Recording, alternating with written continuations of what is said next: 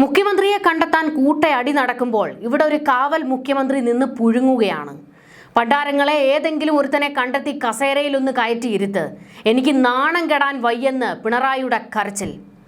സെക്രട്ടേറിയറ്റിൽ പണ്ടത്തെ പിടിയില്ലാത്തതുകൊണ്ട് തന്നെ CM ഓഫീസിൽ പിണറായിക്ക് പട്ടിത്താറ്റും പുച്ഛവും. പോലീസുകാരൊന്നും സല്യൂട്ട് അടിക്കുന്നില്ല. പിണറായിയോട് കലിപ്പുള്ള പോലീസുകാർ കലിപ്പിച്ച് നോട്ടവും പുച്ഛം വാരി വിതറലും. എന്താ വിജയാന്നുള്ള മട്ടിലാണ് വലതുപക്ഷ പോലീസുകാരുടെ ഇടപെടൽ. IASകാരാകട്ടെ പഴയ ബഹുമാനം കാണിക്കുന്നില്ല. ഇതുവരെ CMനോട് ചോദ്യം ചോദിക്കാൻ മടിച്ച IASകാർ ഇപ്പോൾ ചോദ്യം ചോദിച്ച് വെള്ളം കുടിപ്പിക്കുന്നു. അങ്ങനെ അടിമുടി ഉദ്യോഗസ്ഥ സംഘത്തിന്റെ മാറ്റം കണ്ട് ഞെട്ടിത്തരിച്ചിരിക്കുകയാണ് പിണറായി. ഇതുവരെ സെക്രട്ടേറിയറ്റ് വിറപ്പിച്ചിരുന്ന മനുഷ്യനാ ഇപ്പോൾ വായും പൂട്ടിക്കെട്ടി തലയും കുനിച്ച് നിൽക്കുകയാണ്.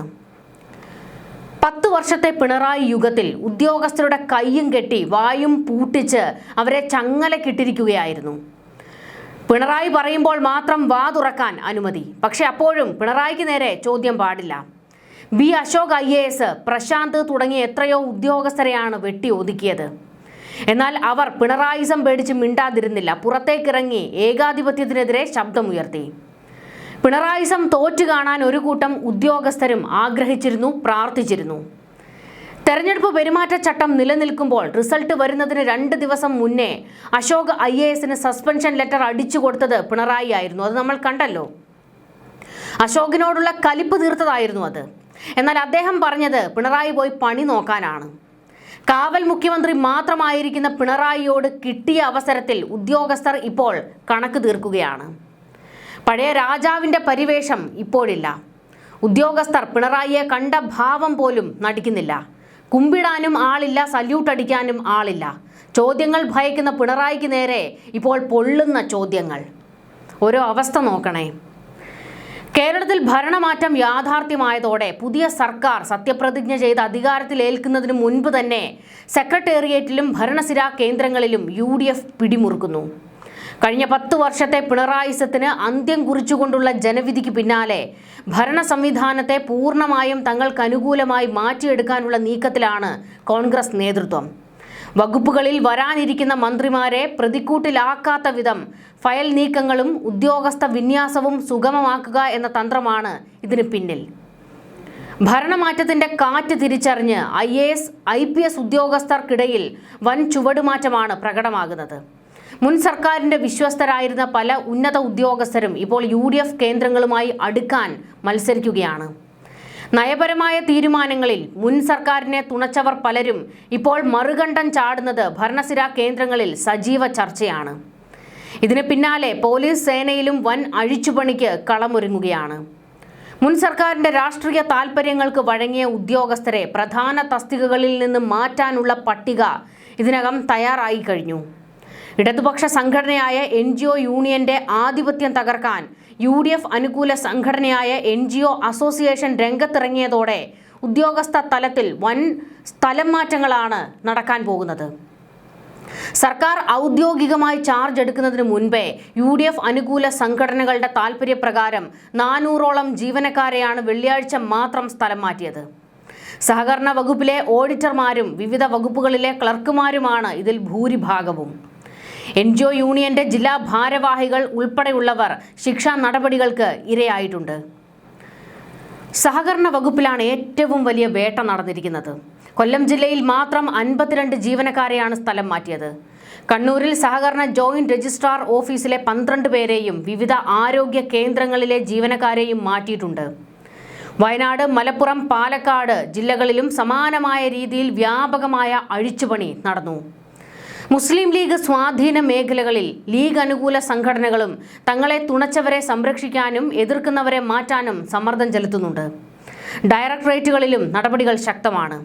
ജലസേചനം, സാങ്കേതിക വിദ്യാഭ്യാസം, ഓഡിറ്റ്, ലാൻഡ് റവന്യൂ കമ്മീഷണറേറ്റ് എന്നിങ്ങനെ പ്രധാന വകുപ്പുകളിലെല്ലാം ഭരണാനുകൂല സംഘടനകൾക്ക് താൽപ്പര്യമില്ലാത്തവരെ ദൂരസ്ഥലങ്ങളിലേക്ക് മാറ്റിയിട്ടുണ്ട്.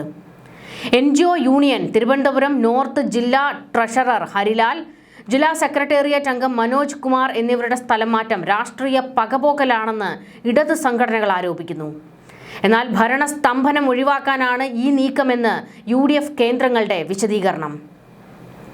റവന്യൂ വകുപ്പിലും ചട്ടങ്ങൾ ലംഘിച്ചുള്ള സ്ഥലം മാറ്റങ്ങൾ നടക്കുന്നതായി പരാതി ഉയർന്നിട്ടുണ്ട്. ആലപ്പുഴ ജില്ലയിലെ റവന്യൂ എസ്റ്റാബ്ലിഷ്മെന്റിൽ ഡെപ്യൂട്ടി കളക്ടർ ഇറക്കിയ ഉത്തരവ് ഇതിനുദാഹരണമായി ജോയിന്റ് കൗൺസിൽ ചൂണ്ടിക്കാട്ടുന്നു. ഓൺലൈൻ ക്യൂ ലിസ്റ്റിലെ മുൻഗണന ലംഘിച്ച് NGO അസോസിയേഷൻ ഭാരവാഹികളുടെ താൽപര്യപ്രകാരം താലൂക്കിന് പുറത്തേക്ക് മാറ്റങ്ങൾ നടത്തുന്നതാണ് വിവാദമായിരിക്കുന്നത്. അമ്പലപ്പുഴ താലൂക്കിലെ ജീവനക്കാരെ കുട്ടനാട് ഭാഗത്തേക്ക് മാറ്റിയത് മാനദണ്ഡങ്ങൾ പാലിക്കാതെയാണെന്ന ആരോപണമുണ്ട്. മന്ത്രിമാർ അധികാരമേൽക്കുമ്പോൾ വകുപ്പുകളിൽ പൂർണ്ണ നിയന്ത്രണം ഉറപ്പാക്കുക എന്നതാണ് കോൺഗ്രസ് ഇതിലൂടെ ലക്ഷ്യമിടുന്നത്. മുൻ സർക്കാരിന്റെ കാലത്ത് ഫയലുകൾ പൂഴ്ത്തിയവരും ഭരണത്തെ അട്ടിമറിക്കാൻ ശ്രമിച്ചവരും എന്ന പേരിൽ ഇടതുപക്ഷ അനുഭാവികളെ തഴയുന്നതിലൂടെ ഭരണനിർവഹണം കാര്യക്ഷമമാക്കാം എന്ന് നേതൃത്വം കരുതുന്നു.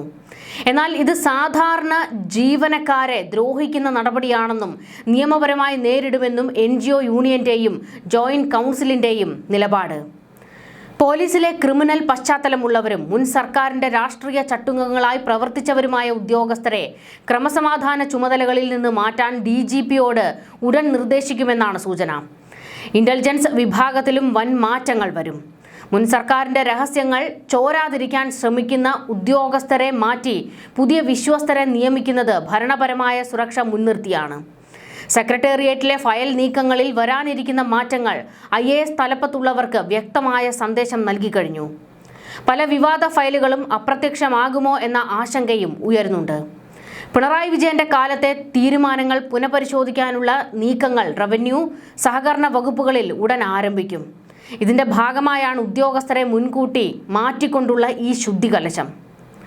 ഇവിടെ പിണറായി ഒരു 10 വർഷക്കാലം തൻ്റെ ശിങ്കിടികളെയാണ് എല്ലാ മേഖലകളിലും അധികാര കേന്ദ്രങ്ങളിൽ എത്തിച്ചത്. പിൻവാതിൽ നിയമനം വ്യാപകമായി നടന്നിട്ടുണ്ട്.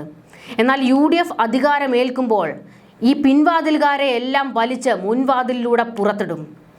എന്നിട്ട് UDFന് അനുകൂലമായി നിൽക്കുന്നവർക്ക് മുൻഗണന കൊടുക്കും. വലിയൊരു പൊളിച്ചെഴുത്തിലേക്ക് UDF എത്തുകയാണ്.